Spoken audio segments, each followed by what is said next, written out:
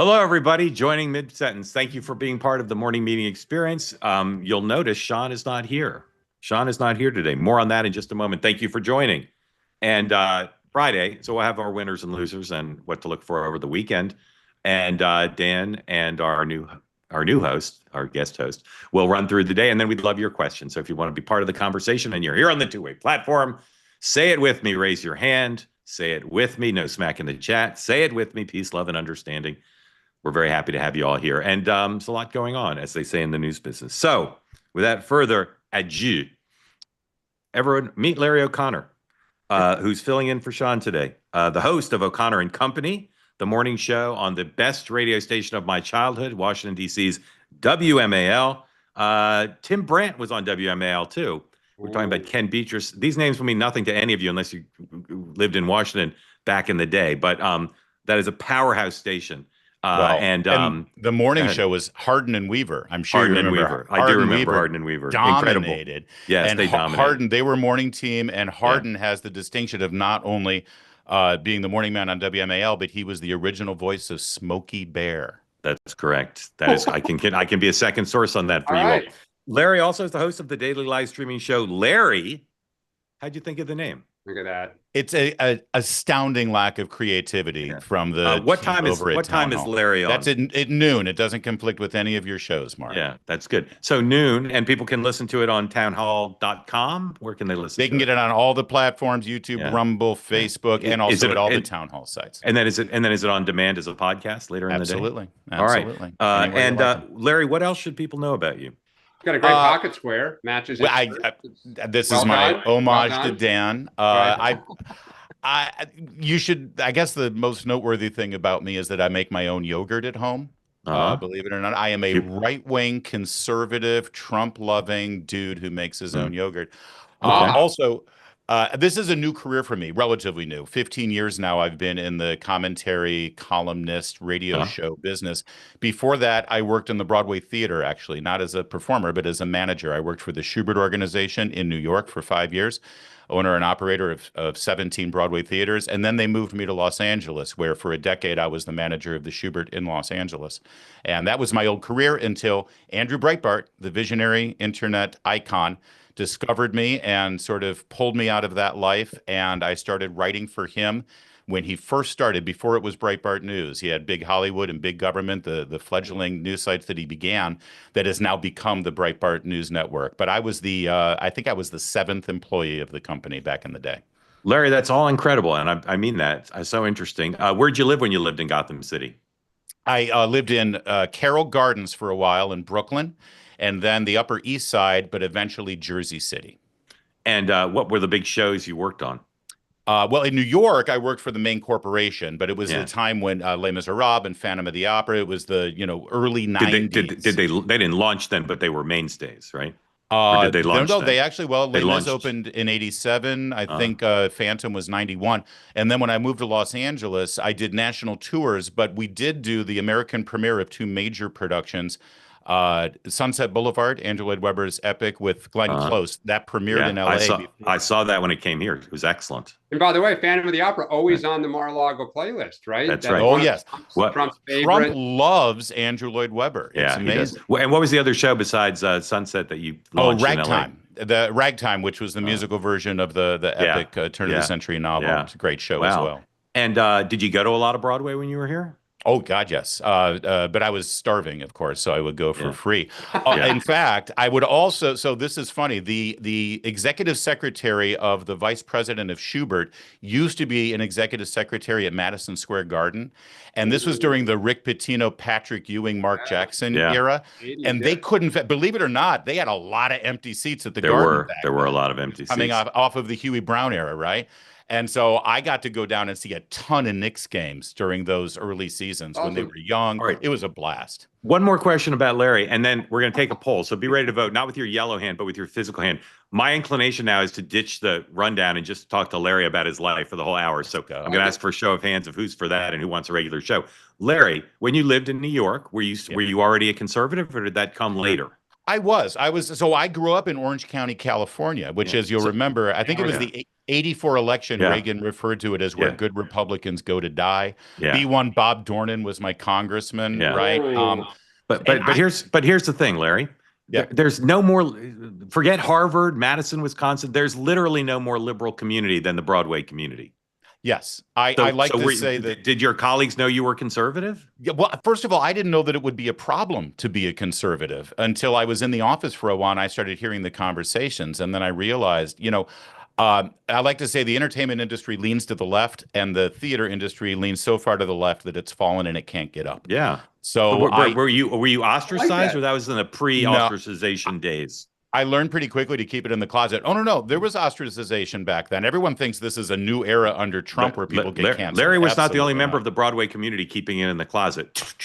Hey, let me tell you, a lot harder to keep this in the closet than anything else. Well, and more advisable too in Broadway. People who worked with me and knew me, and I worked on shows with them, and we actually had good relationships. Obviously, it would come out, and they realized who I was. And honestly, Mark, I think that it has helped my career as a talk radio host because, unlike a lot of my colleagues in the business, I actually do try to approach our topics in a way where, at the very least, if you don't agree with me, you can at least understand where I'm coming from. And I think I speak for a lot of my listeners. Listen, we've been able to grow a conservative morning show in Washington, D.C. over the 15 years I've been here. And you can't do that unless, you have some approachable Larry, the signal crosses the Potomac River into Virginia. So Northern Virginia. Not northern, yeah. Fairfax it's pretty County, powerful signal. All right, show of hands. Who just wants me to interview Larry and Dan to interview Larry about his life? Raise your hand. All right. Well, absolutely. I see a few hands going up. Okay. Yeah. That speaks well of Larry and not so well of your love of the usual show. Larry, they want to talk about James Comey. Come on, that's what they want to talk about. I'm so interested in the topic of James Comey in general. Well, maybe we'll talk about it, but in general, I find it fascinating. I'll tell a quick Comey story. Comey was a hero of the right in 2016. Yep. And then he became a hero of the left when he crossed Trump. So I was at the White House the day Trump fired Comey. And so I was very immersed in the whole thing. And then that night, Stephen Colbert announced to his liberal audience, studio audience, that Trump had fired Comey. And the audience was paralyzed because it's like, is that a good thing? Like, right. Like, is Trump fired Comey? So because Comey has been on all sides of everything. Anyway, let's run through the day. Then we'll talk about stuff. We'll get to your questions. Maybe we'll add Comey to the rundown. And as always, Larry, I have one more question. What's something where MAGA is too extreme right for you? What's an issue where you just say, sorry, we've gone too far? Oh, gosh. I hadn't really thought of that. I mean, is there such a thing as too far right? Well, I don't know. That's what I'm asking you. Your answer might be nothing. Well, I will tell you, I am a little uncomfortable with it. There are some people who do approach the Trump presidency as if he literally can do no wrong. And the second you actually raise a question and start to challenge, perhaps if this is the right way or the wrong way to go, you're suddenly an apostate and a traitor to the cause.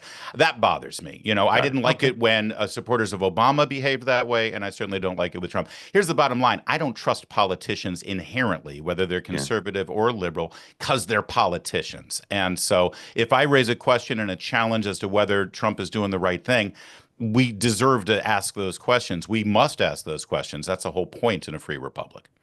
Beautiful. Welcome, love that. Beautiful. Welcome in. All right. The president is on Air Force One, heading back to the United States. This planet is so big, folks, he won't be back at the White House till after 10 o'clock tonight because he's got to stop to refuel, because the greatest country in the history of the world cannot build an airplane for our president to fly nonstop back from the Middle East. Always bothers me that they have to refuel. Anyway, he's coming home. And this morning, before he left, he talked up quite a bit. And we'll get to that in a moment. In addition, don't know, as always, or almost always, don't know what the vice president's doing. Senate is out, the House is in. And at this hour, Paul, has that started yet? Can we take a live look at that? At this hour, and the Budget Committee is supposed to be trying to move along the reconciliation package. We'll begin shortly. Okay, then leave it. You can leave it up. Let's see if it begins shortly. While we're talking about this, so again, you could talk about reconciliation if you write for Punchbowl News or Politico. You could talk about it every day for 10 hours. Mark. We lost him. We lost Maybe him. it's yeah. See, this is a good thing, Dan. I'm a here we host. go. All right, I Larry. can take So now over let's immediately. Yeah. Gentlemen, time It's all in badly. press corps. Well, Mark, Say you just again? froze. Everyone just lost you. You lost had me? a great point you were about to make. We heard. It was actually one of the smartest things I've heard you say on this platform, Mark. Okay. How about now? Am I back? You're good. Not sure why that happened. Anyway, I don't know where you lost me, but I'll just cut to the chase. You'll read 100 stories in the next 2 weeks or more about how this bill can't pass. And you'll read lots of quotes from members saying, I'll never vote for the bill. Most of them will, but it may not pass, but most of them will. The problem they have now is they have to get through these incremental hurdles, right? Because they're not the climactic vote where they can twist every arm, and they have to twist arms all along the way. They may not get out of committee today, but even if it dies in committee, right? Even if 3 or 4 Republicans in committee say no, don't think the bill's dead. There's 17 procedural things they can do, including coming back and trying again. They may pull the vote. If they pull the vote, and you'll read news alerts from Politico saying bill is, dead. Believe me, they can't let this die. It might die, but they can't let it die. They will stay at it. And I talked to Charlie Kirk about this yesterday on Next Up. MAGA's not mobilized to pass this bill right now for a variety of reasons. The president's overseas. He's not making tons of calls. Maybe he's making some. But what happens in this committee is important, but it is not dispositive. If it goes well and they pass it, it's not dispositive, and if it goes down, it's not dispositive. So you can take that down. We'll check in if something happens. We'll come back. Let us know. All right. Now the president, as he was boarding Air Force One, he had plenty to say. So here's 103. The president talking about the trip.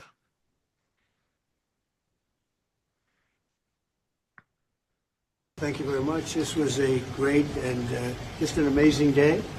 This was a little bit of an endurance test. He was just testing to see whether or not I had the endurance. I do very easily. We could have done it 10 times over.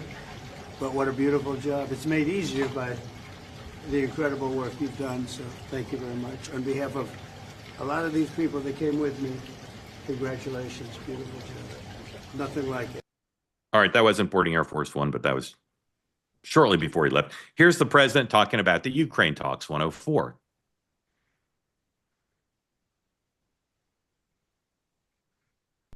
I think it's time for us to just do it. I said, they all said Putin was going and Zelensky was going, and I said, if I don't go, I guarantee Putin's not going. And he didn't go, and I understand that, but we're going to get it. We're going to get it done. So When do you think you'll meet the president? as soon as we can set it up. I would actually leave here and go. I do want to see my beautiful grandson. He's got a new grandson. I think it's his 9th grandchild, maybe. Tiffany's baby was born. Again, he did talk. I know you didn't see it there either, but he did talk as he was boarding Air Force One. And amongst the things he said was that Steve Witkoff has delivered to the Iranians a peace plan, a nuclear plan, and so that's a hot thing as well. All right, Dan. I talked to probably too much. 11th grandkid. Thank you very much, sir. Dan, I talked about reconciliation. What is your view of where we are on reconciliation? Yeah, I still think they will find a way to pass it. I think that the dynamic continues to be, can they thread a needle to get enough moderates to accept some number on SALT, and can they kind of get enough Freedom Caucus members to ultimately be there?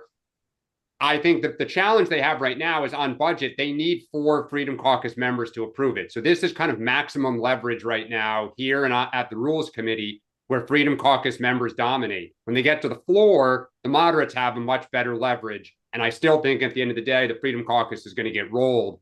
But, they delayed all these decisions, and now they're kind of at the point where they need to make some decisions. And part of the calculus is the Senate is going to change this bill. So you are looking at kind of getting rolled twice, which is even more painful because you're going to end up kind of backing up on that second vote. So we'll just see, but this is common. This happens for Democrats with their tight margins, and everyone tries to get the most they can. Yeah, it's a great insight, by the way, about the Rules Committee, because Chip Roy really wanted to be there so he could help steer legislation like this in the Freedom Caucus's direction.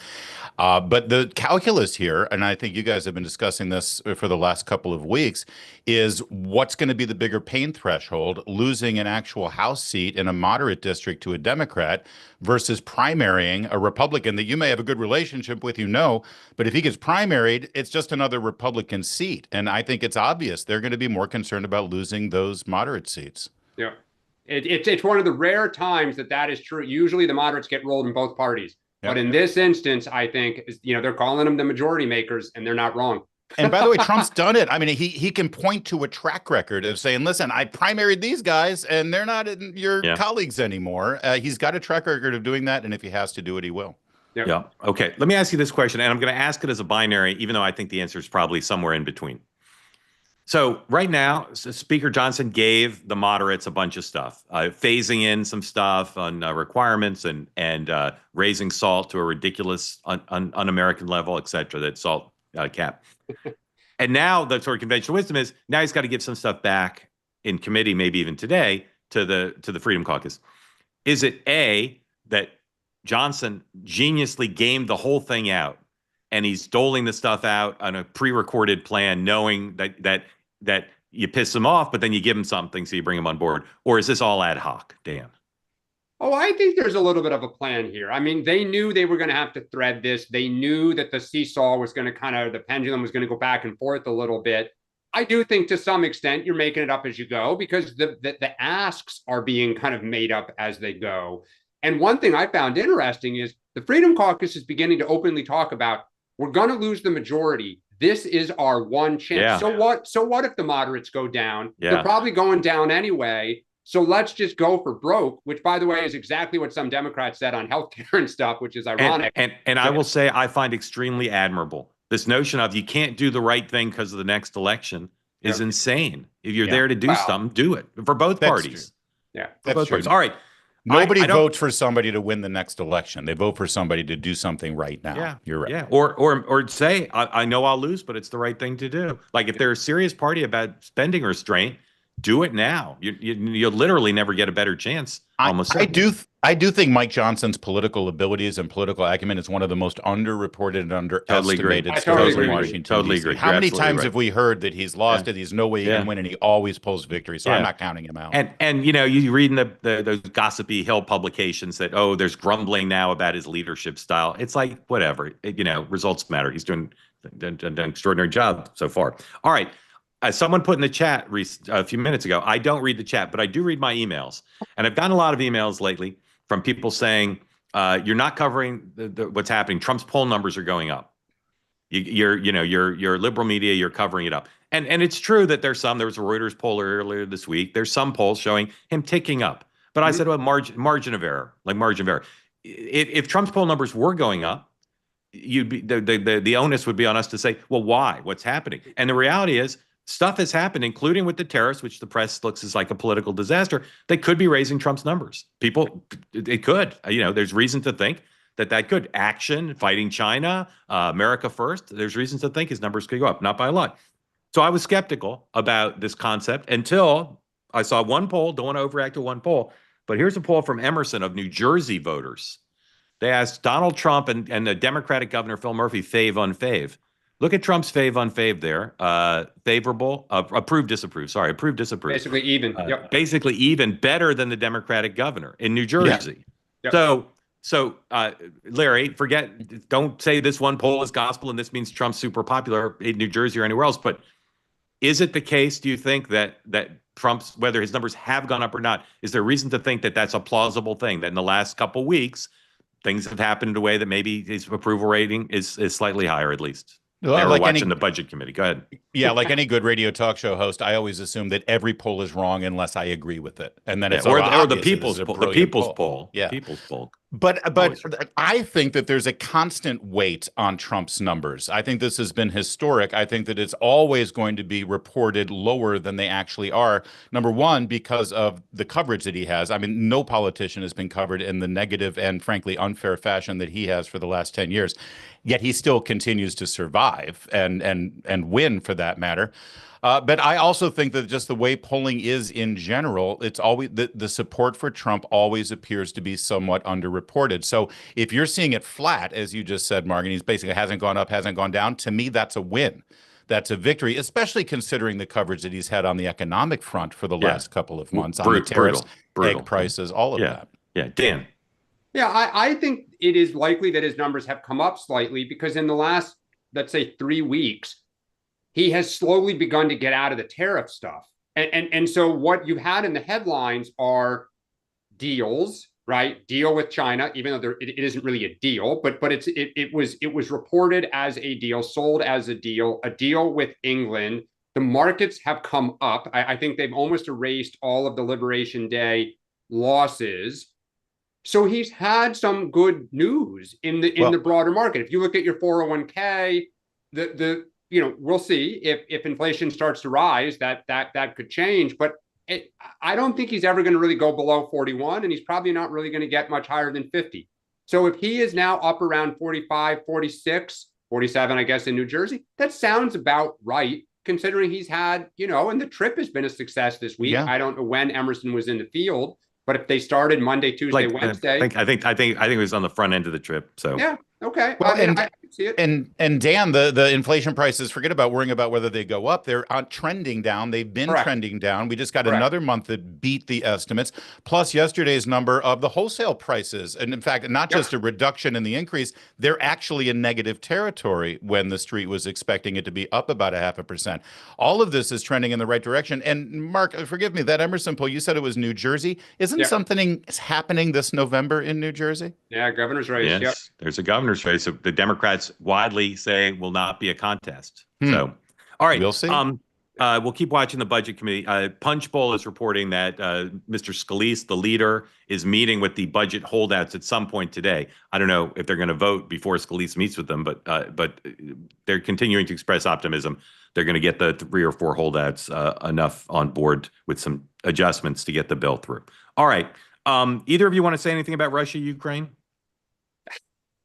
I mean, just where's Putin still? I mean, that's the $1 million game at the end of the day. Zelensky's there for the deal. If Trump's goal this coming into office was to get Zelensky to make a deal, Zelensky's there. Putin is not. He never has been. He does not want to accept anything other than taking Ukraine. I would also say, I don't know, Dan, when Mark played that clip of Trump, that was the first time I had seen that clip talking when he was asked about the Russia-Ukraine and the talks in Turkey. Is it me, or did he seem kind of pissed? He seemed a little annoyed that Putin is leaving. That's the pain threshold here, I think, on what's going to happen with Russia and Ukraine is how far can Putin push Trump? And here's Trump coming off of this whirlwind Middle East tour where he's celebrated. Everyone's treating him with respect and love and kindness and gifts. And here's Putin basically disrespecting him. I think he's starting to get annoyed. I think it's reaching a breaking point. All right. Some of you would like us to talk about the Biden acuity story daily, and some of you would like us to never talk about it again. Let's talk about it briefly, okay? Politico has a big story about how Democrats, including some 2028 people, are handling it. Governor Shapiro leaning harder than almost anybody but Ro Khanna into saying, Biden had problems and we didn't do anything. But then there's the receipts. He in real time was defending. The other thing is the press continues to write stories like that Politico story, which I'm going to read a quote from in a moment. They write stories saying about the Democrats and their cover-up and their denial that could apply to the media themselves. It's just the irony is ridiculous. So let's put that up. Put up my tweet from this morning. This is the paragraph from Politico that caught my eye. And again, this is the Politico writing about the Democrats. On some basic level, this is about credibility and authenticity. Biden's decline while in office was apparent to most voters. The public was upfront from very early on in the cycle with their doubts about his age and acuity. And so the ability to acknowledge what is plain in most voters' eyes risks becoming a basic test of candor and honesty. True about the Democrats, Larry, but also true about the press, correct? It is. And I mean, listen, I think the press, frankly, is the bigger scandal here. And that's where we need the biggest correction, because we need a free press in this country that doesn't fall for this. And then the whole case that they've been making for themselves and how Trump is an existential threat to free press and the First Amendment is that they need to be there to hold a White House accountable. And obviously, I mean, you can finish the sentence yourself. But if I can real fast about these Democrats, I think this actually directly relates to the reconciliation process that we're going through right now, because the Democrats, every single one of them that dodged questions this week about Biden, they all said the same thing. We're not looking backwards. We want to look forward because the Republicans are cutting Medicaid. Well, Republicans are saying that's a lie. So the American people have to trust somebody here. Who do you believe, the Democrats or Republicans? As long as the Democrats continue to hang on to this lie, the biggest lie, the great lie about Biden's competence, there's no reason to believe them about Medicaid either. And I think that that's going to play into this the reconciliation conversation. Totally agree with you. And Eric Erickson was on 280 Night last night, and he wrote this in his newsletter today. And some people are going to recoil at this, so don't recoil and don't attack Eric. Just if you disagree, listen, hear him out. Eric thinks that the cover up of the Biden acuity scandal by the Democrats is worse than January 6th. And he makes a principled argument for that. Go read it. Go read it. But again, if you're a Democrat, that recognize that's the mindset of some thoughtful, at least some thoughtful conservatives, and you should think about it. Don't have to agree with it. Dan. I actually think it's a pretty good analogy. I mean, both were. I mean, I'm not sure one's worse, but I think they may be equal. Both were just based on outright. Eric's point is one happened for one day. Well, and involved a limited number of people, and the other happened for 4 years and endangered America's security. Right. And everybody lied about it except for one congressman from Minnesota. Well, I haven't read it. I disagree with some of that, but both were lies. And I think that and I've said this now for a while. I've actually thought for 2028ers, this is going to be something you're going to get dogged by. I think it's something that Schumer and Jeffries and everyone, I think even if you are a new candidate running for office, you're going to get asked about this. Like, it's just, it's too easy to do it. And I think that Mark, as you said, the media is not doing themselves any favors by just having absolutely no accountability and self-reflection on their own. And then I know I see it in the chat, I see it on X and everywhere, like Democrats pulling their hair out about why people won't listen to what they're saying. Well, you just have to look in the mirror. Like, half the country. And if you're somebody like Shapiro or Ro Khanna, and you want to put yourself forward as someone who's now telling the truth, you've got to address the previous statements you made. You've got to. Larry, you live in Washington, right? Annapolis, but I'm in Washington all the time. Do you know any Washington journalists who watch our program? I do, many. That's one of the reasons I'm doing this. I want to get on their good side. Journalist viewers, meet me at camera one. Okay. I'm going to give you a little free advice. Take it for what it's worth. Here are 3 questions you should stop asking Democrats about the Biden acuity cover-up, okay? Don't ask them, were you surprised by the debate? Because, as I've said, anyone who wasn't surprised by the debate, claims they weren't surprised by the debate, is lying. Because he exhibited all those traits previously. Stop asking, should Biden have run for re-election? No one could possibly think he should have run for re-election. No one. Even if he'd won, some people would say no. But given what happened to the party, no one could think that. And then 3, did you see signs of his decline in private? Again, who cares? They were all on display in public. So it doesn't matter if they want to admit they saw it in private or not. The single question they should be asked, given Joe Biden's obvious mental decline in public, why did you not speak up? That's it. That's the question. If I can add to that, not speak up about him running for re-election, because it's maddening to hear all of these questions focused through the prism of should he have run again? Because should he have been the president? We have a 25th Amendment for a reason. The book is called Original Sin, and I have a hunch that the sin is that they let Trump win. That's what they're really angry about. Correct. And if I were advising a Democrat, I would actually advise he or she to write an op-ed in like the New York Times or whatever, and do a mea culpa. Correct. I was so concerned about Donald Trump that I was willing to just shove everything aside and go all in for a guy that I knew was not there. It's and I'll just say, I'm sorry to interrupt, but I'll say the other thing I'd put in the op-ed, which is he was an incumbent president. He'd been a leader of our party for half a century. It would have been a very hard thing. And we didn't want Trump to win. So the risk of speaking against him, I felt at the time was not something I should do. And I should have at a minimum gone privately to the White House and say, I know you won't like this, Mr. President, but you shouldn't run again. The first Democrat who does this for 28 is going to leap to the lead, Yes. and it's That going is to be why I would- Gavin Newsom. Yes. Yes. It's going to be right. Gavin Newsom because Dan- he has no shame at all, and he will throw people under the bus because By he's the a way, maniac. I said this on one of our shows like 2 weeks ago. Exactly that. The first person that comes out, you just shed all the weight. That's it. Like now we're just going to look forward. Dan, if you have time today, why don't you write the op-ed for your Substack? Ooh. Or You know? write it for a potential candidate and get on retainer. Exactly. All right. That's insane. We're going to do winners, losers, what to watch for this weekend. And after that, we're going to go to your questions. So please, if you want to be in on the conversation, raise your hand. For many Americans, the opportunity to ask Larry a question would be something before the advent of two-way unthinkable. It's so and true. yet today, it's possible. All right, Larry. Well, let's start with Dan. So Larry can ease into it. Dan, winner of the week for you. The White House advance team. That was a great trip. It's now basically over. They're flying home unless they detour somewhere. But assuming they are on their way back to D.C., this was one of the best trips I've seen in years. Larry.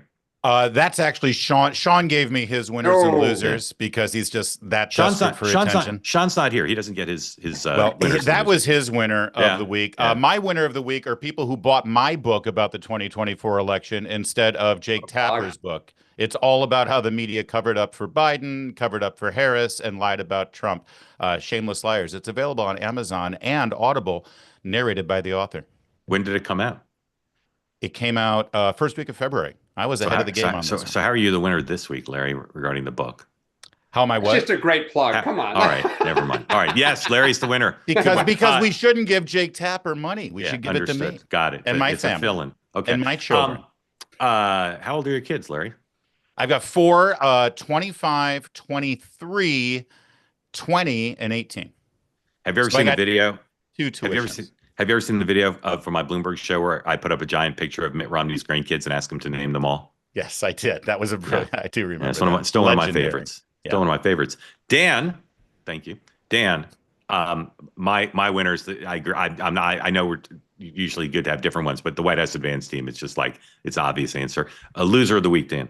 Yeah, we actually just talked about it. The Dem 2028ers. That this is going to be a anchor on them in the near future. And I think whoever the first person is who figures out a way to break out of this, which I think is honesty, will earn themselves some good momentum.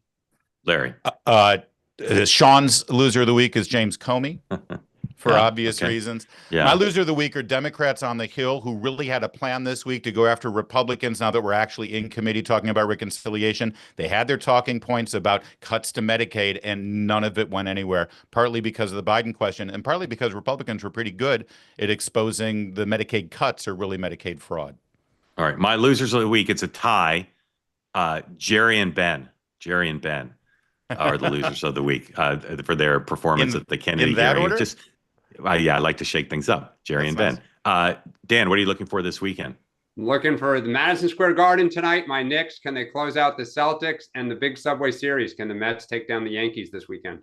Two important philosophical questions. Larry. Yes. Sean is looking for how many times Mike Johnson calls Trump this weekend, which I think is very good one. That's a good one. And I'm looking for President Trump's photos with his new grandchild and sort of, again, rehumanizing this man as a person that a lot of people, even those who disagree with him, are starting to kind of like. That's a good call. Larry, have I ever told you my story about Donald Trump and grandchildren? No, I don't think so. Okay, so I have to say, I do believe, based on his interaction with his granddaughter who spoke at the convention, that he's maybe changed his posture towards being a grandfather. Okay, but in 2016, when Bill Clinton met with Loretta Lynch on the tarmac in Phoenix when they had a chance meeting, and Trump, made a big deal about that they were conspiring to get the charges against her, or no charges against her. Bill Clinton and Loretta Lynch, through their spokespeople, said the main thing they discussed on the plane was the grandchildren, their grandchildren. That's right. Yes. And they were on the plane, I think, for 20 minutes. I forget how long it was. And Trump said to me in an interview, he said, "We know that's a lie because nobody could talk about their grandkids for that long." Ooh.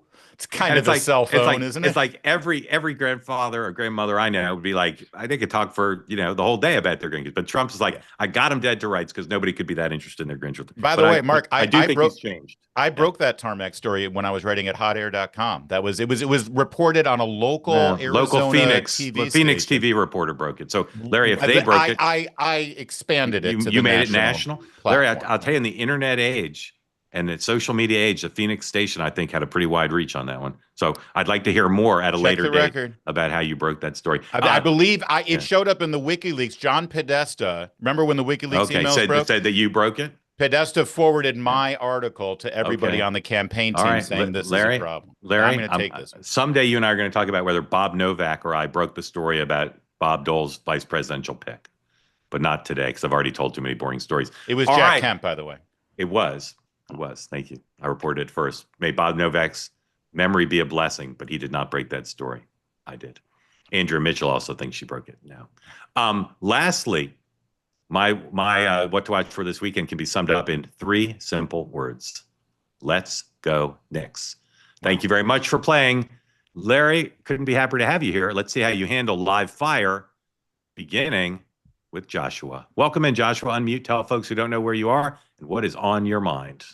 Yeah, hi, I'm from Indiana, near Purdue University.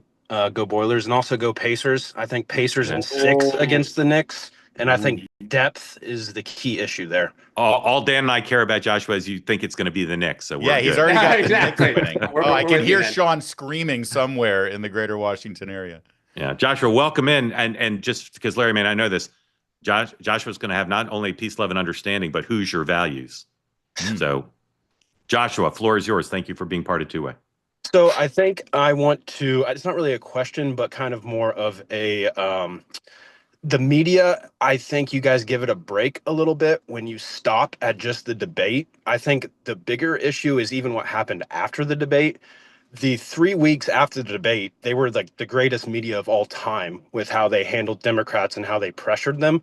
But then as soon as Joe Biden dropped out, he was George Washington, and he was the greatest and, one of the best presidents for the selfless act that he did. And I just feel like, I know Jake Tapper is going to be on Megyn Kelly, and I if I had research and had time, I would go and look up clips of how he handled those 3 weeks and then how he handled up to the election, because I almost feel like that's more of the malpractice from the media. Yeah, you're completely right. Their behavior afterwards almost looked like they were trying to clean up again so that the Democrats could win. It had nothing to do with what was best for the country, or for that matter, just relaying facts and information to the American people, which last I checked is what the media is supposed to do.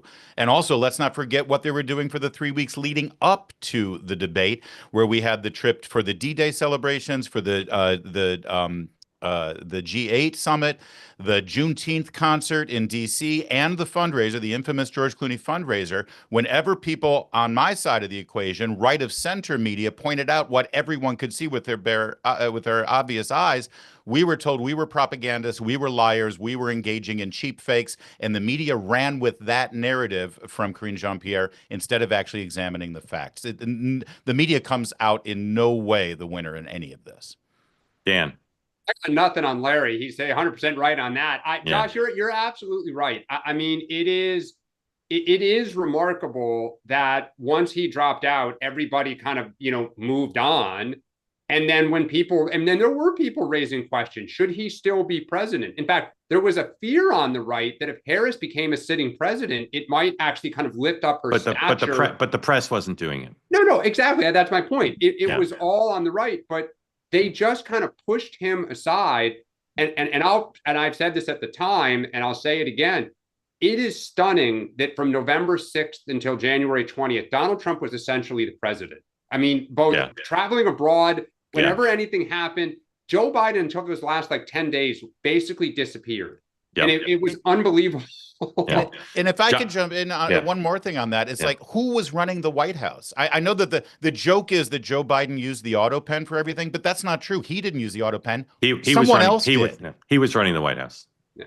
He was running the White House. This is where I caution people on the right. Stay inside the lane here about what we know about Biden's infirmity. He was running the White House. How do you know that? I mean, what's the objective source on that? Because people on the right want to say Obama was running the White House the same way they wanted to say that Michelle Obama was going to be the nominee. I'm not saying anybody was. I'm asking who was. Here's what I can tell you. I could give you 100 stories about Biden making decisions. 100. You can give me you cannot give me a single story about someone else running the White House. Not one. I don't believe. If you could, you would have reported it before. And Biden had many good moments. He gave the State of the Union address. He had many good moments. He was not consistently out of it. So he had enough good moments to run it. Now, was he running it 24/7? No. But they allowed him to make his decisions in the time frames when he could. So until someone produces a single story of someone saying, well, the president can't decide this because he's in the corner drooling, so Ron Klain's going to tell the Pentagon to fire some missiles, or Jeff Zients or Barack Obama. Until there's one of those stories, I think it is wrong and dangerous and deleterious to the interests of the right, who'd like to highlight Biden's mental acuity and all the issues that are true, to pretend that we know that Biden wasn't running the White House. There's no evidence of it. None. All right, if I could, yes, sir. If it's accepted fact now in conventional wisdom that there was no way that Joe Biden had the mental acuity and the wherewithal to be a candidate for president, then is it? That's not the case. I thought that was accepted. I thought that was the entire thesis of this book that Tapper is pushing right now. Well, it's up to the It's up to the voters. It's up to. I mean, the thesis, he had severe mental decline going back to at least 2017. That's not in dispute. But that doesn't mean other people were making the decisions. Those aren't the same thing. So if he didn't have the capability to run for president, he did have the capability of being president? Well, that's what we're supposed to accept. I don't know what you mean by having the capability. He had good moments and bad moments. Someone who has good moments and bad moments should not be running for president, and they shouldn't be president. But that doesn't mean that the mechanisms of the White House decision making accommodated that by allowing others to make presidential decisions. One more, and then I'll let Dan in here. If that's the case, and I'll go ahead and accept that premise, then isn't it incumbent on the Biden administration, whatever's left of the people who still align themselves with that presidency, to explain exactly what did go on during the bad days? I don't know what you mean by incumbent. I don't know what you mean by incumbent. They should. Well, I think that they owe the American people an explanation. Well, I think it would be. We all agree he had bad days, so this is what we did when we had bad days. I think it would be good if they did, and I think one of the many issues I have with this book coming out next week is they purport to expose the cover-up. As far as I can tell, there's nothing in the book that addresses the question you just raised. Yeah. I think what will come out, because I do think whoever is the first or the second staffer to write the tell-all is going to make a lot of money, just to be really blunt about it. And I think there is an incentive to put their kids through college and buy their dream beach house. I think what Larry, they probably, I think what Mark is trying to say is, if you run for office, right, it is a stamina, it's an endurance test. You got to give interviews, town halls, et cetera, right? Biden couldn't do that. So as a candidate, he was terrible. I don't think Biden, Trump seems to be up around 5 a.m. and seems to go to bed around 1 a.m., right? And I think people can come to him throughout the day, sir, we need this, we need that, right? And he'll do what he does. I believe it's kind of pretty apparent that Biden functioned between 11 and 4, right? And maybe even between 11 and 2 was when he was sharpest, right? Sharp enough that he could make decisions. He had calls with world leaders, where he was cognizant enough to make a decision. What we don't know is, was there a decision that needed to be made at 5 p.m. that got kicked to the next day or 2 days later because he was having a bad day? And that's the standard. No, it it's not the standard. Somebody but else it might have made been, it. It's that they delayed making the decision. Exactly correct. I think, and Larry, just to be clear, and it's not good. I'm not saying you're wrong. I'm open to. Josh, thanks for the Barack question. Obama was faxing in instructions about running the government, or Rahm Emanuel. I'm open to that. I'm just saying, to assert it when there's not a single piece of evidence that what's happened, I think is wrong. It's just wrong to do. I didn't assert. I was asking who was running the White House. Now, if the answer is Joe Biden, then great. But I need to see some evidence. You're right. Forgive me for being a little raw on this issue, because I had to suffer through panel discussion after panel discussion after panel discussion based on Trump 45 being incapable of being president. We had psychologists diagnosing him on I hear you. You technically did ask us a question, so I apologize for suggesting otherwise. But the way you asked it is the way people on the right ask it all the time. it conjures up the concept that it's true. We just need to get to the bottom of it. Wow. Joshua, It's a thank you. talent. I I hear you. Yeah. I know. Joshua, thank you who for knew? being here. You just kicked it up. Thank you. Thank you, sir. Thanks, Joshua. Laura Weiss, who writes for Punchbowl, spoke to Mr. Norman, Mr. Roy, and Mr. Clyde, the three of the heretics on budget. And Roy and Norman were left the markup and wouldn't say how they'll vote. Yeah, there you go. All Norman would say is that he'll be in the room when they do vote. So presumably now, oh no, here's another tweet from her. The holdouts are coming back, but they won't say how they'll vote. So let's keep an eye on that, Paul. I doubt they'll vote in the next 15 minutes, but let's keep an eye on it. Was it when Bush was flying back from Europe that Karl Rove and Bush were famously on the phone? I think it was Medicare Part D. There was like a vote, the donut hole, and Rove was just like berating. I wonder if the line from the Air Force One to the House cloakroom is burning up right now. Good history. Good history, Dan. Let's dip in. Let's just see what they're up to here in this committee meeting. Oh, it's like being back on the hill. And now recognize my friend, Mr. Buddy Carter from Georgia. Buddy Carter. Thank you, Mr. Chairman, and thank you for holding this meeting here today. Let's face it, folks. President Trump inherited one big, ugly mess. And what we're doing now is trying to fix that with one big, beautiful bill. All right. We're fighting to get this nation back to the level of prosperity as much as I that we believe that if I enjoyed were writing during a novel about Congress and I wanted a Georgia congressman, I would name that character Buddy Carter. Yeah, absolutely. I think that's the main thing we learned. Central casting. Central casting. Kyle, welcome in. Welcome into the Larry O'Connor Show. Please unmute. Tell folks where you are, what's on your mind, and thank you for being part of Two Way. Yeah, I'm calling from beautiful Harrisburg, Pennsylvania. Nice. Beautiful. And Mark, I got a quick question. Is that a quarter zip? It is a quarter. Yeah, we need to know. What do people think of this? Is a quarter. Put in the chat how much you'd pay for this one, folks, just for market research. Just put in the chat. It's a beautiful quarter zip. Mark, you've had a lot of items. You've had like the navy, the light blue. I think people need to say which item they would be willing to pay the most for. Oh, eventually we'll circle back to that. Okay. Eventually we'll circle back to that. But for today, just how much would you pay for this one? It's a quarter zip and it's extremely comfortable. Not everyone can carry off that color as well as you do. Gotta say. Nice color. $80 maybe? Beautiful. $80? $80. It's gonna be more than that. Trust me. Kyle, what's on your mind besides my clothes? Well, I got so many points I've been watching for a while now. I think everybody should watch Theo Vaughn at the Air Force Base or whatever base they were in the Middle East. I think that was excellent to a point that Hegseth's probably not going anywhere, to the dismay of many. Back to the Democrat presidential race, I agree with Dan that Whitmer hugging Trump is not a bad thing. It's probably a good thing for presidential hopefuls. And Shapiro, I don't know if you guys heard about this story, but in Pennsylvania, there was a guy who firebombed the governor's mansion. Yeah. Oh, yeah. And I don't know if that has an impact on him running. You know, his family was in there. Yeah. And it was pretty serious. It wasn't like some guy throwing a Molotov cocktail at a brick house. I mean, he broke in and set the place on fire. Yes, sir.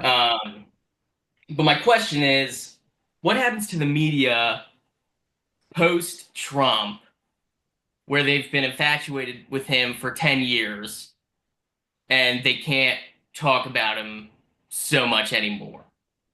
I think one of the questions is, does he, the question part of it would be, does he leave the stage, so to speak, like not run again? But I could see him sitting in Mar-a-Lago and still kind of commenting on everything, especially if a Democrat wins. I think he could, I don't see him just walking away. Be interesting if JD Vance is president, how much he'd pipe up versus potentially, like, does Trump host a talk show? Does Trump, go on Fox all the time? Like, I just can't see him keeping his mouth shut and staying out of the side. So they may not have to face that. But to your point, ultimately, it's a great question. And what does the media look like in 4 years? I don't think it'll look like it currently does at all. Yeah, I think Dan's right on that regard. But also, I think the question also transcends to the Democrats because they have been defined for a decade now based on one idea, which is to oppose Donald Trump. They've got to come up with something new themselves to be a viable political party. People want to vote for something, 100%. and they don't have it. A few things. First of all, it is premature to announce that Donald Trump will be hosting a show on two-way. That's all I can say at this time. Wait, I have second, a follow-up on that. Yeah. Second, I forgot to mention this item and all the items I've been wearing are from our friends at Fairway and Green. So that's, if you're wondering why these are so nice, they're from Fairway and Green. Lastly, Kyle, would you vote for Governor Shapiro if he ran for president? Why or why not? Probably not. And I don't really know too much about him, really, even as a Pennsylvania resident. I think he's fairly moderate and flies under the radar. He's done some good things for infrastructure and moving projects along quickly, and there's some Kyle, did you vote for Trump? Did you vote for Trump? Yeah, I'm a 3-time Trump voter. Yeah. So I find it interesting that you hesitated and then you had a list of things that you actually kind of liked. Mm-hmm. I mean, yeah, I mean, I'm not just going to point out the bad things. It's a good sign for Governor Shapiro. Yep. Yeah. I think he's trying, but I think Pennsylvania's kind of a mess politically. Yeah. There's a lot. All right. Thank you, Kyle. Thanks for coming in. Sarah Ferris of CNN is reporting the following, that the holdouts in the Budget Committee would like to have a delay on the vote. And the speaker says, in the style of Bill O'Reilly, do it live. So he's calling their bluff, and this is a strategy the leadership of both parties sometimes use. The holdouts say, no, we want to negotiate more. And the leaders said, no, we're going to vote, and put the leaders on the spot. And Dan, as you suggested, maybe the president will call the cloakroom, but this is a high stakes poker here on the floor. I mean, the problem is, even if they hold out, or not the floor, but in the committee. Yeah. Like, what are they getting? I mean, that's the problem. You pull one card and other things start to move. And Freedom Caucus is going to get rolled. Yeah. You guys have a better institutional memory. Other than cap and trade, can you remember a major piece of legislation like this that didn't get passed somehow, one way or another? They always figure it out, don't they? I mean, healthcare in 17. Yeah, Bush's Social Security plan, the immigration bill. It sort of depends on how you define. But this is a must-pass bill. So in that sense, Olga, welcome in. Thank you for being part of Two-Way. Tell folks where you are. What's on your mind, please? Wow, I cannot believe that I actually made it to Two-Way. I've been watching since. Do you hear me? Yeah, yes, ma'am. Hear you fine. Great. Thank you.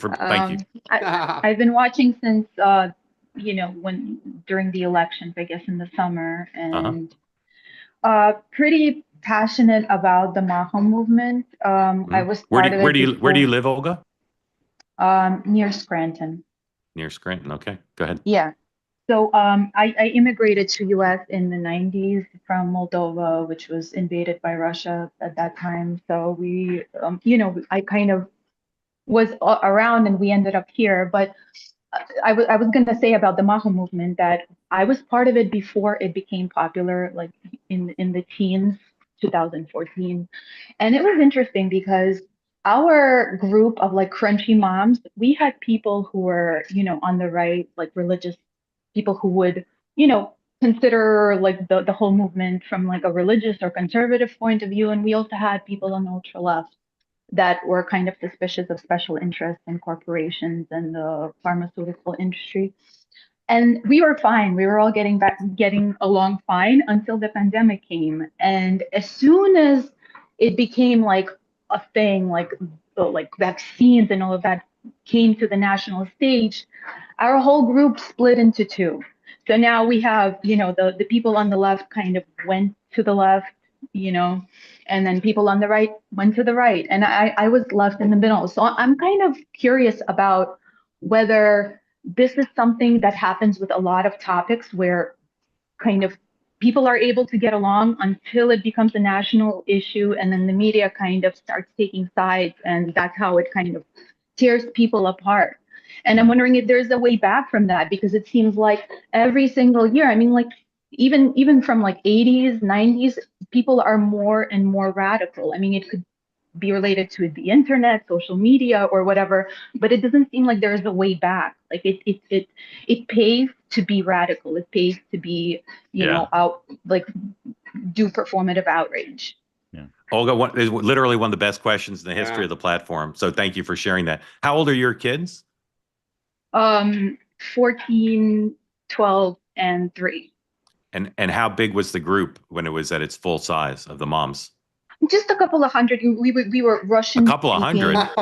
That's a lot. Yeah, it was no. It was on Facebook. It was like a small group because we were Russian speaking crunchy moms. So we were very, very niche type of okay. And were you all in Pennsylvania or from around the country, or? No, all over. Most people were from New York, but we had people from did you ever meet in person? Yeah, we actually started a little theme camp at Eastern European Music Festival. We did awesome things together until the pandemic, and then that's it. Now no one is talking. The group is not active anymore. It's just crazy. Okay, so all three of us have about 100 questions for you, and we're not going to have time to get to all 800 questions. But I want to let Dan in first. But you raised great questions. We can't answer them. You raised all the right questions, and Dan will address them. But we'd need several hours to try to grapple with what you raised. But you framed it perfectly. So Dan, you can either ask Olga a question or try to address, at least in part, the very important things she brought up. Yeah, I'll just do a quick and then address, and then I do have a question for you. I mean, look, this is always the classic issue when a group starts to reach, when it rises up as a collective. Usually there are different interests. Everyone, they're probably overlapping things that people want, but then there are individual things as well. And then you get on the national radar, and now you have a moment like this. Everyone's like, but I want these 3 things. No, I want these 4 things. And it starts to splinter a little bit because you get disappointment. Certain voices are louder than others. What leaders are picked, what staff. And so it's hard for a movement to hold together, which is frankly why it's hard for movements to survive more than 2 terms, right? Or 3 terms, like from a presidential cycle standpoint. You just get disappointment, and then it splinters and somebody says, I'll take that mantle and run. My question for you is there one issue that has split you guys the most that you could point to say, this is the biggest bridge to cross? Honestly, I mean, it started with the COVID vaccine. Like, that was the main issue, which, we were fine with accepting people who, didn't do vaccines at all, or people who did like once in a, just delayed vaccine schedule.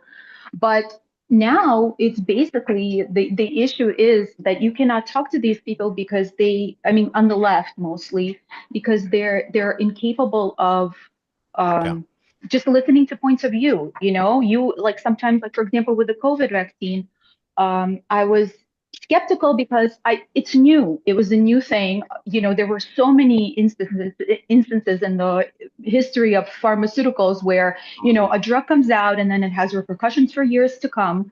And some people were just crazy enough to just start like taking the vaccines without even considering the effects of it. And I had a friend who, as soon as the school made the vaccine available to 12-year-olds, her daughter was 11. She just sent her in there because they weren't checking ages, and she just sent her daughter in there without any anyway. So like that was the issue. It's the lack of conversation. It's as if people just stopped being able to listen to the other person and just try to see their point of view.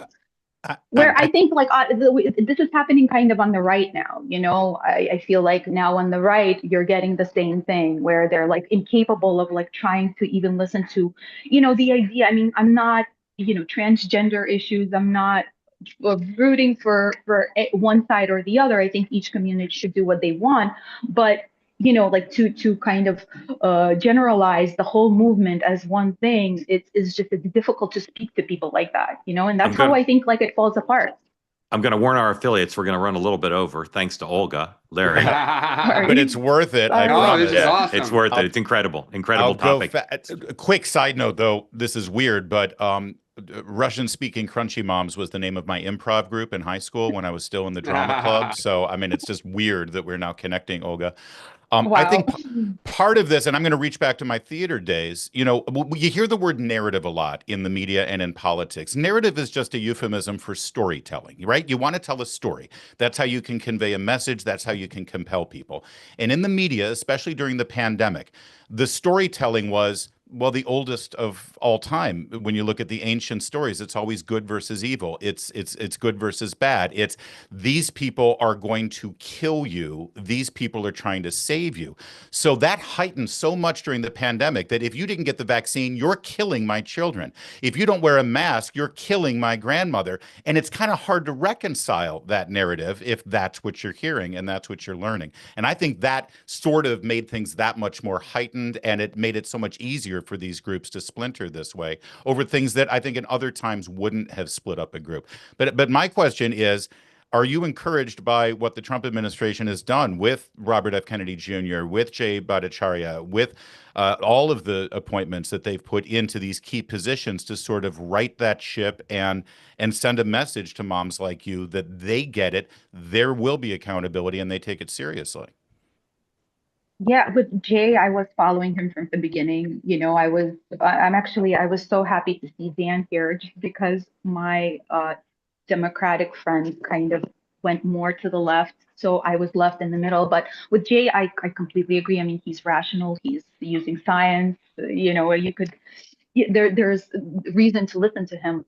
With RFK, I don't agree with a lot of his positions, but I think that it's just the whole health and pharmaceutical, arena is just so swampy that I think he will do good to just, whatever he can do to kind of rattle the whole thing, to get like all these special interests out of it, or bring some major issues to light on the national stage. I think ultimately it will be a good thing. I support RFK.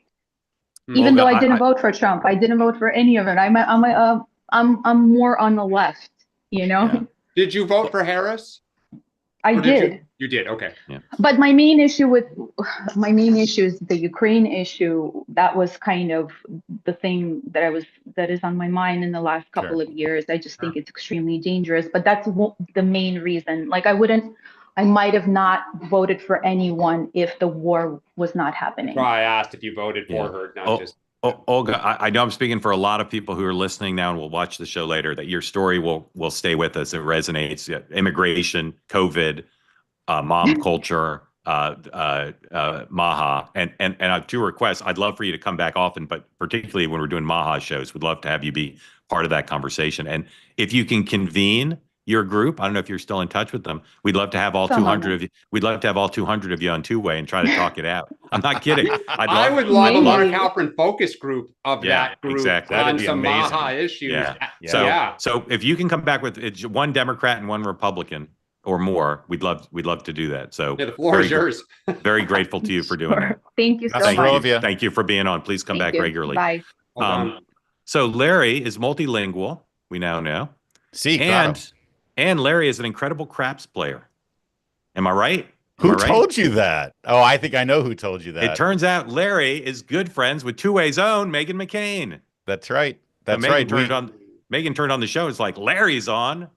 Yeah. My wife Meredith and I had a really fun night at the MGM Grand with Ben and Megan. In fact, we're long overdue for another night out. But yes, we did pretty well at the craps table. Megan is her dad's daughter in so many ways, and that man loved to gamble. He loved to gamble. Loved the tables.